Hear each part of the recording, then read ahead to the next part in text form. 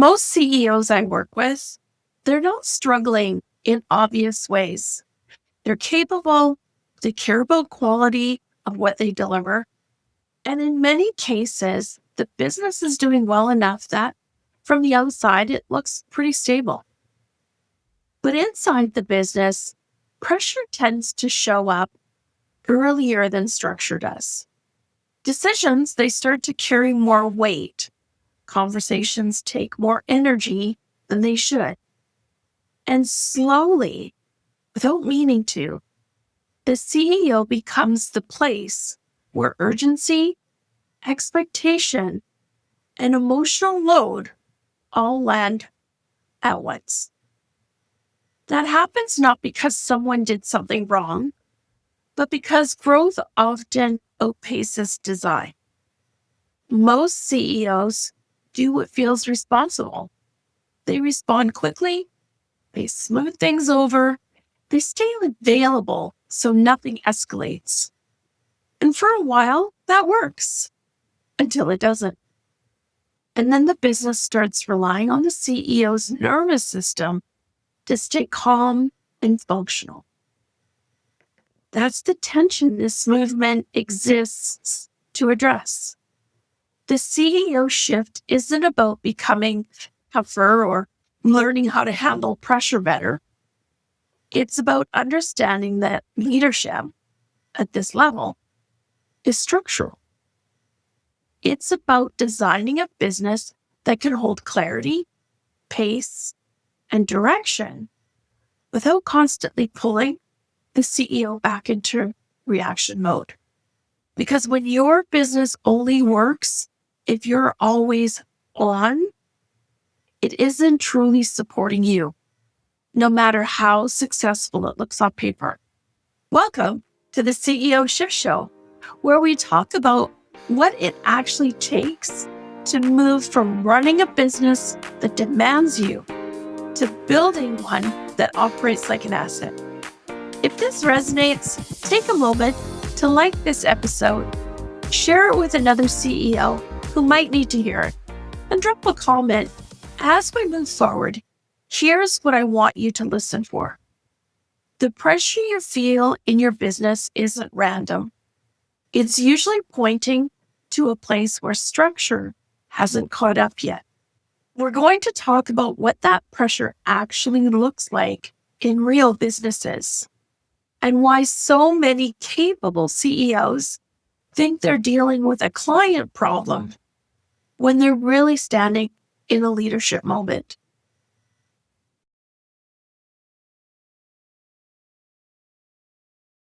And if you want support installing more clarity and structure as you listen, you can download your free CEO tools at Surbey.com.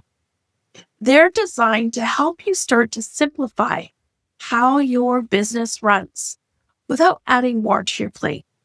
So let's keep going. This is usually the point where CEOs start to blame themselves. They're saying things like, I just need to be firmer, or I should be better at managing clients.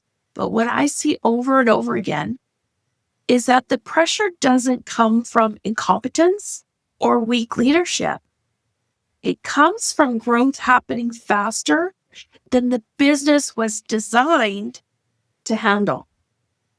Most service-based businesses reach a stage where the work is more complex, stakes are higher, and the decisions matter more. But the system supporting those decisions hasn't evolved yet. So the business leans on the CEO instead.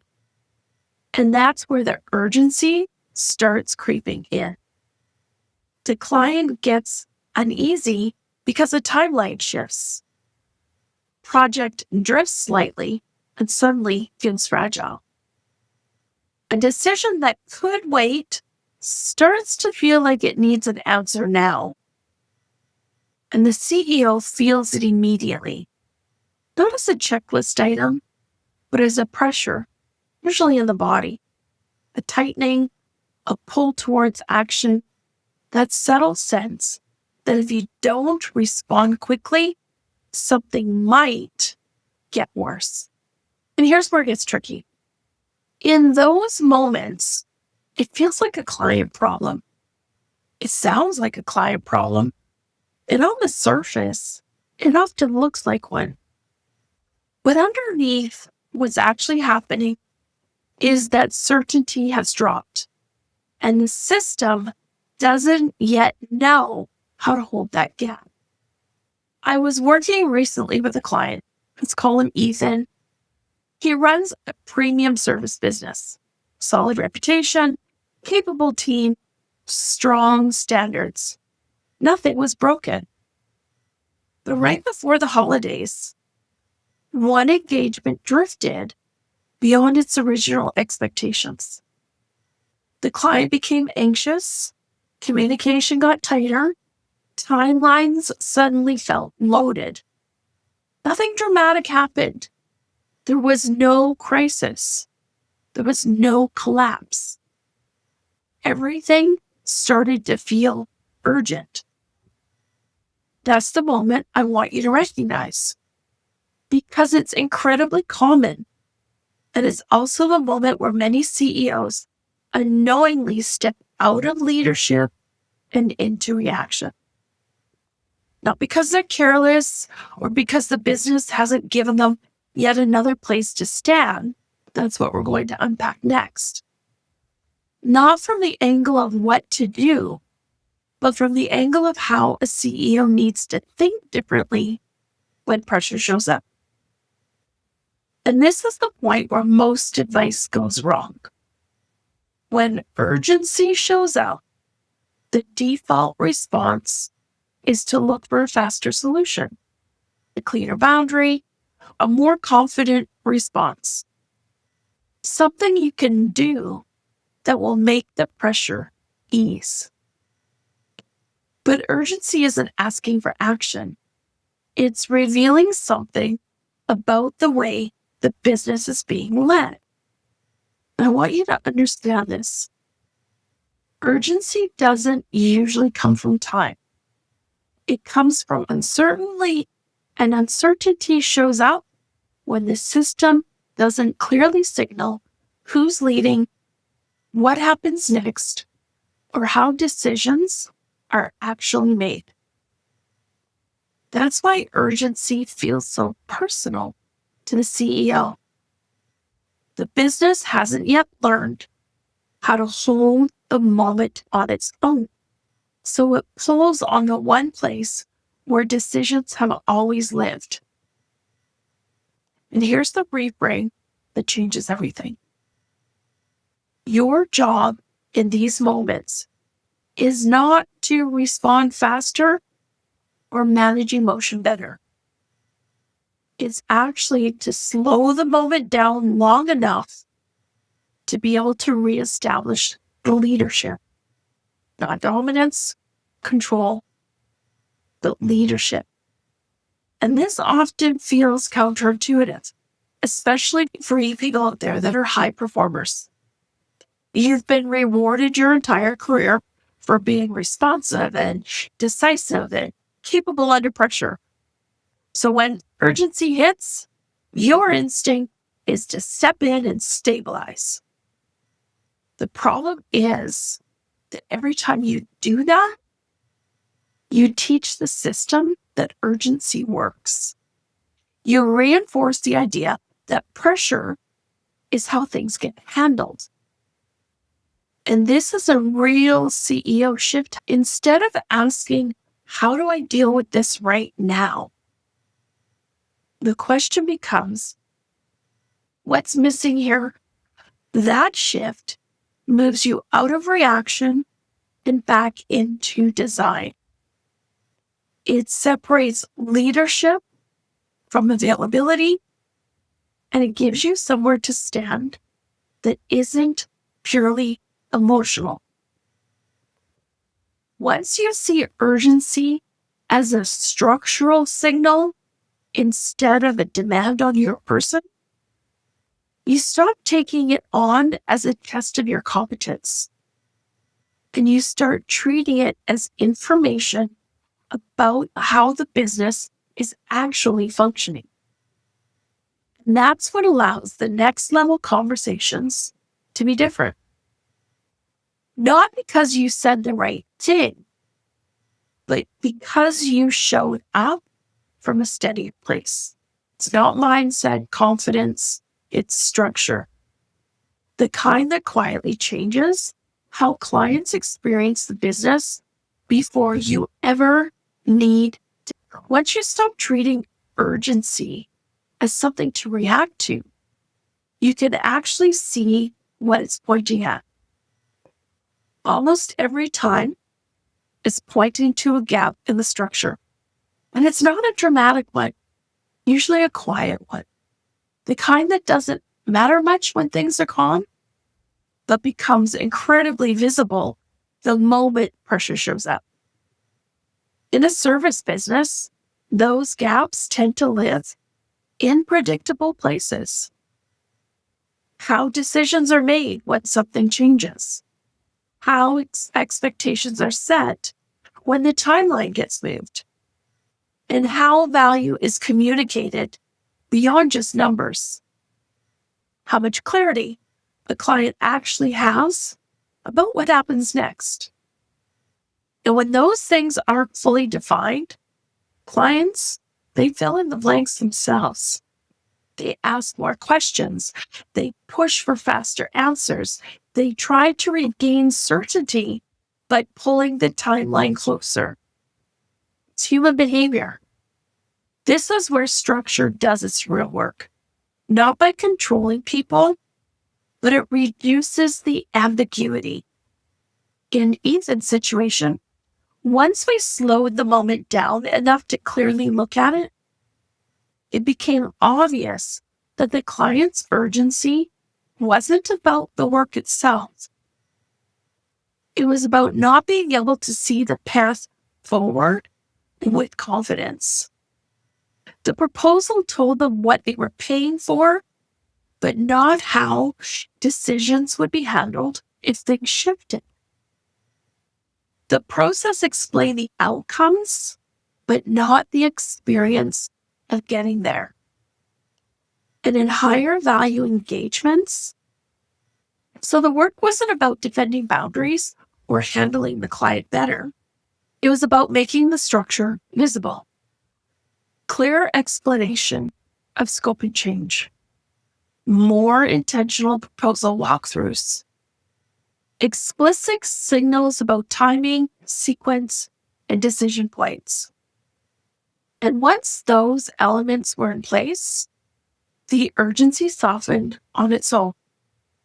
Not because anybody pushed back, but because the system finally gave the client something solid to stand on. And this is the part that I really want you to hear. When structure is doing its job, leadership doesn't have to be loud. It doesn't need to be enforced. And it's felt through clarity, pacing, and consistency. And that's what makes the next layer possible. The business can start operating the same way every time. Once the structure is clear, the question becomes much simpler. How does the business operate? This is where a lot of really good insights fall apart. Not because it's wrong, but because it never gets embedded. The CEO understands the shift, feels some relief, and then the next high pressure moment shows up and pulls them right back into reaction. This is an operational problem.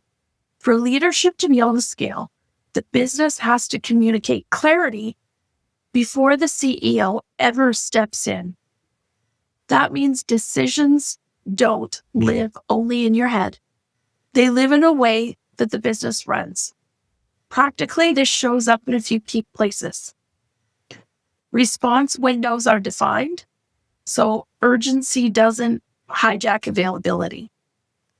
Decision paths are visible, so clients don't feel the need to rush the outcomes. Proposal delivery becomes intentional, so value is understood without over-explaining, and communication follows a rhythm So trust doesn't depend on constant access. Most of it feels almost boring once it's in place. And that's the point. When the business runs this way, pressure stops feeling personal. And the CEO doesn't have to step up every time something wobbles because the system already knows to hold the moment. And this is where leadership quietly changes.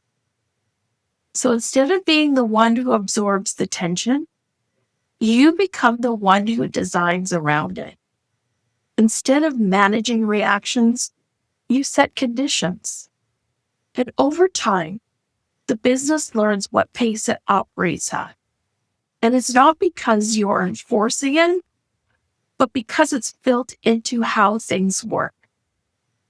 That's when CEOs start to notice something really important. They're less tired after conversations that used to drain them. Decisions feel clear, even when they're complex. And urgency loses its ability to pull them out of center. And this is where things usually get quiet. Once the systems are clear and the business isn't pulling as hard, CEOs start noticing something that's harder to describe, but very real. The pressure didn't just lessen externally, it changed internally. The question shifted to, instead of how quickly do I need to respond to this to keep it calm, it becomes what needs to exist so this doesn't depend on me staying calm. That's a subtle change, but it's a really profound one. And in Ethan's case, the most important moment wasn't a new document or a better conversation. It was the decision to pause without apologizing for it, to reset expectations without explaining himself, to re-enter the situation for clarity instead of urgency. And what stood out wasn't the words he used, it was the energy of the interaction. Nothing rushed, nothing defensive, nothing reactive. The tone changed because the leadership position changed. This is what embodiment looks like at the CEO level. Not confidence as performance, but steadiness as presence. The ability to let a moment breathe because you're no longer afraid of what happens if you don't immediately intervene. Clients feel that shift. Teams feel it too. And they stop escalating as quickly. They wait for direction instead of pushing for answers. They now trust the process because it's finally visible. Less vigilance, less internal scanning, more space to think before acting. It's not a personality change, but it's a structural change in the business that has now been fully absorbed. And by the time you reach this stage, leadership no longer feels like something you do. It's simply how you move through decisions. Calm, deliberate, and grounded in a business. All that's left now is to decide what you want to do with that clarity and where you want the business to take you next. If you've been listening and quietly nodding along, that tells me something. It's not that you're behind or you've missed something obvious. It tells me that you've reached a point where reacting no longer feels like leadership, even if it's what you've always done. And that awareness matters. It's usually the first signal that the CEO is ready to operate differently, and not just in a coping better kind of way. The shift that we've been talking about isn't about doing more or tightening control. It's about building a business that can hold clarity, pace, and pressure without pulling you into every moment that feels uncertain. That kind of leadership doesn't come from force. It comes from design. And if you want to start installing more of that kind of clarity, you don't need to overhaul everything, not once. You need a few solid places to begin. You can download your free CEO tools at carolsurbey.com. They're built to help you simplify how your business runs without adding more complexity or work to your plate. And if you're ready for deeper structure, systems, and training you can implement on your own, you can explore the tool vault at the scalableCEOacademy.com. And if you're ready to step it up and you want hands-on support, someone to help you think, decide, and install all of this inside your business, you can book a private coaching conversation at carolsurbey.com. However you choose to move forward, remember this: your business should support your life, not quietly consume it. Thank you for spending this time with me, and I'll see you in the next episode of the CEO Shift Show.